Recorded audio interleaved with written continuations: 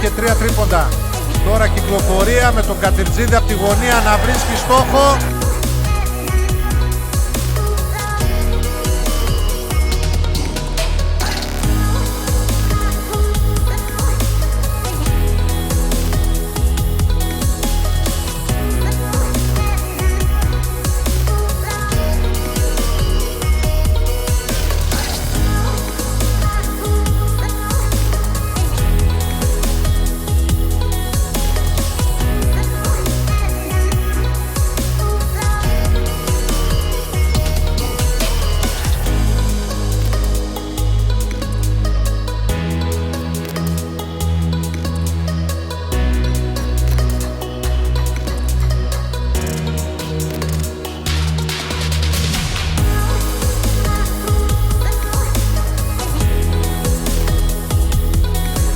Μαυρογιάννης.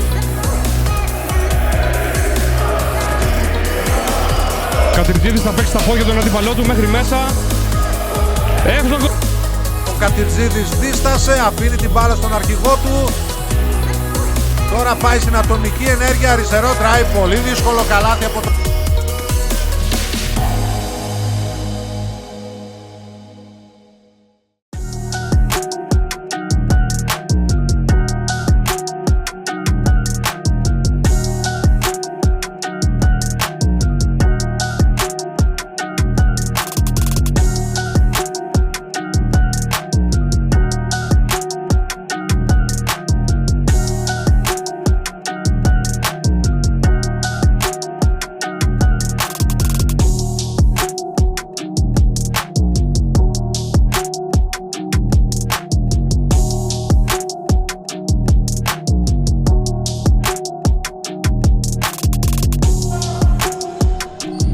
Βλαχογιάννης σκαστά για τον Κατυρτζίδη που πάει κοντά στο καλάθι, βγάζει την μπάλα στη γωνία, corner 3.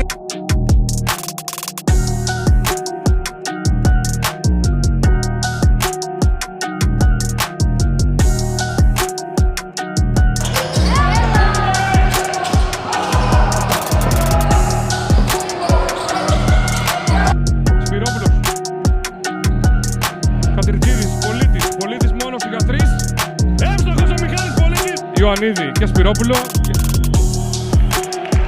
Ενώ για τα Πεύκα που έχασαν τώρα την μπάλα, να δούμε πρώτη φάση όμως. Κατυρτζίδης μέχρι μέσα, θα κερδίσει το φάουλ.